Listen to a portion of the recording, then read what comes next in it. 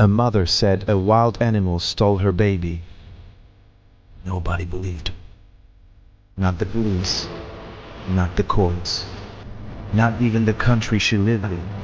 Instead, they accused her of murder. She was arrested, convicted, sent to prison, all because of evidence that would later fall apart.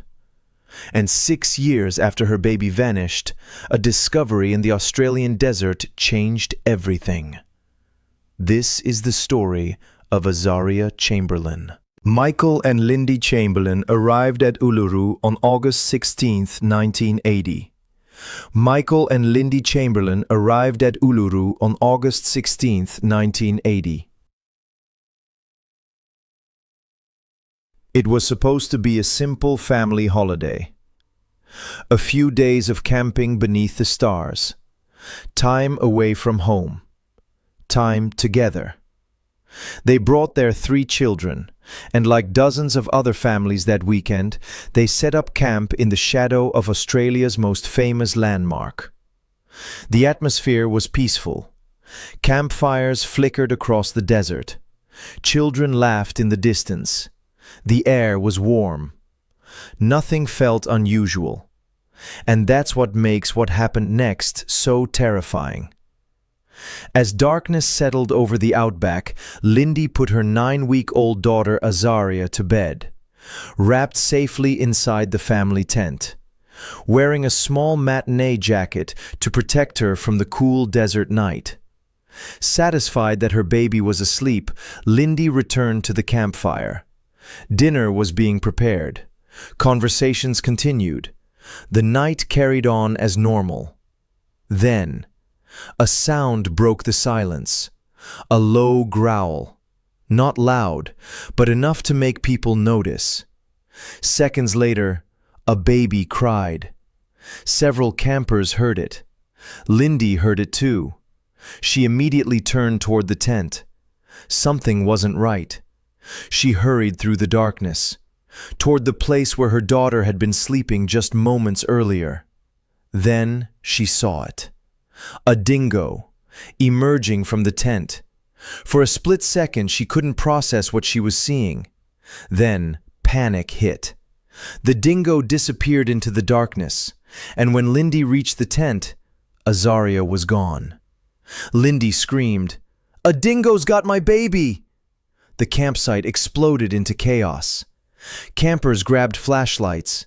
Parents rushed from their tents. Search parties formed almost immediately. Michael Chamberlain ran into the darkness, calling his daughter's name. Rangers arrived. Volunteers joined the search. The desert was combed for hours, then days. But there was no sign of Azaria. No rescue. No miracle. Only questions. And before long, those questions would be aimed at the very people who had lost the most. For the first few days, the story seemed straightforward. Witnesses supported Lindy's account. Campers reported hearing a growl. Others remembered hearing Azaria cry. Investigators found dingo tracks near the campsite, and blood was discovered on the baby's bedding. Everything appeared to support one conclusion. A dingo had taken the child. Months later, a coroner reviewed the evidence. After examining witness statements and forensic findings, he delivered his decision. Azaria Chamberlain had died following a dingo attack. For the Chamberlain family, it should have been the end of the nightmare. But it wasn't. Because outside the courtroom, another trial had already begun. The trial of public opinion. Newspapers began asking questions. Could a dingo really carry a baby? Was the story even possible? The headlines became more aggressive. The speculation became more extreme. And before long, many Australians stopped seeing Lindy as a grieving mother. They saw her as a suspect. People studied every interview she gave, every facial expression, every word, every pause. She wasn't emotional enough, some claimed. She wasn't crying enough. She seemed too calm, as if grief could only look one way. Then the rumors started. Cruel rumors. Baseless rumors. Rumors that spread faster than facts ever could. The Chamberlains belonged to the Seventh-day Adventist Church, and for some people, that alone was enough to make them suspicious. Wild stories began circulating. Stories with no evidence. Stories with no truth. Yet millions believed them. Australia wasn't asking what happened to Azaria anymore. Australia was asking whether her mother had killed her. Then came a decision that changed everything. The original findings were overturned. A new inquest was ordered. The case was reopened. And this time, investigators weren't looking for a dingo. They were looking for a murderer. By the time the second inquest began, the atmosphere had completely changed. The focus was no longer on a missing baby. The focus was on Lindy Chamberlain, and prosecutors believed they finally had the evidence they needed. Inside the Chamberlain family car, forensic investigators claimed they had found something shocking: fetal blood. They said it was under the dashboard, in the carpet, and throughout the vehicle. To prosecutors, this changed everything. Their theory was simple. Lindy had killed her daughter, then invented the Dingo story to cover it up. Expert witnesses took the stand. Laboratory results were presented. The jury listened carefully.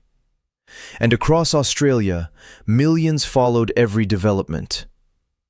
Years later, the evidence would collapse.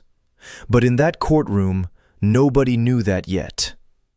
The trial continued, day after day, week after week, until finally, the jury reached a verdict. The courtroom fell silent. Everyone waited. Then the decision was read. Guilty. Lindy Chamberlain was convicted of murder. She was sentenced to life in prison. Michael Chamberlain was convicted as an accessory. For much of Australia, the case appeared solved. But the truth was still buried beneath the sand of the Australian outback. Lindy Chamberlain entered prison carrying two burdens: the loss of her daughter and a conviction for her murder. To much of the public, she wasn't a grieving mother. She was Australia's most infamous criminal. But behind prison walls, the reality was very different.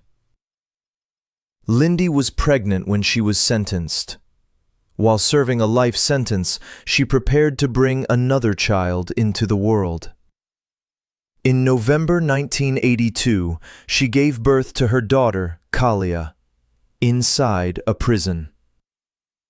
She held her newborn daughter behind bars, fed her behind bars, watched her grow behind bars, all while insisting on the same thing she had said from the very beginning: she was innocent. Years passed. Appeals were filed. Appeals were rejected. The legal system seemed unwilling to change its mind.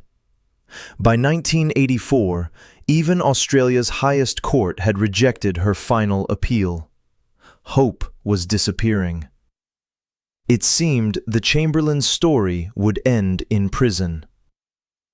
But hundreds of miles away, the Australian desert was hiding something. Something that would change everything. February 1986.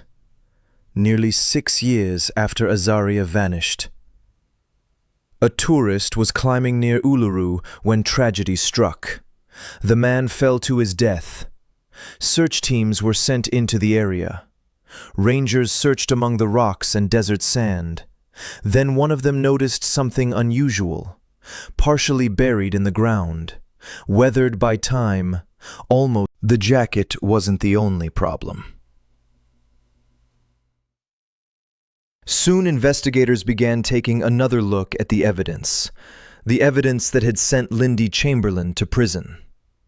What they found was shocking. The substance identified as fetal blood inside the Chamberlain family car wasn't fetal blood.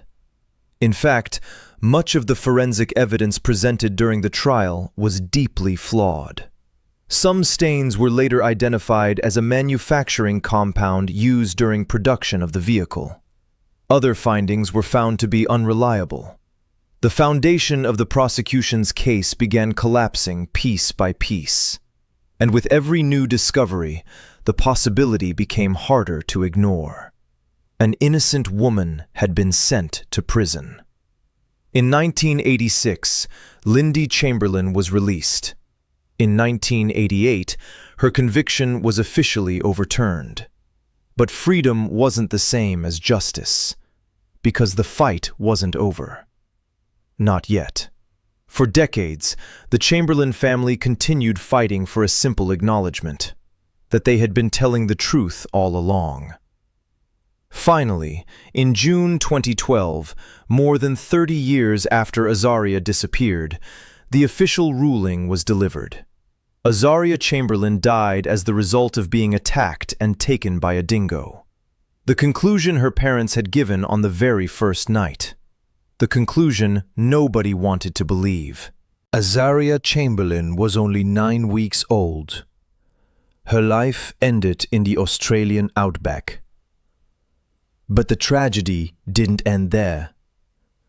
For more than 3 decades, Australia searched for a killer.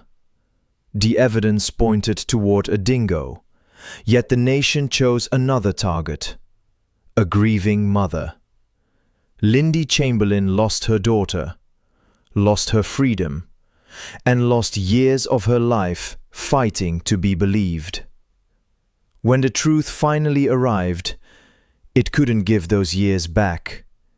It could only confirm what she had said from the very beginning. A dingo got her baby. And the world was wrong. That's so sad. Azaria Chamberlain was only 9 weeks old. Her life ended in the Australian Outback. But the tragedy didn't end there.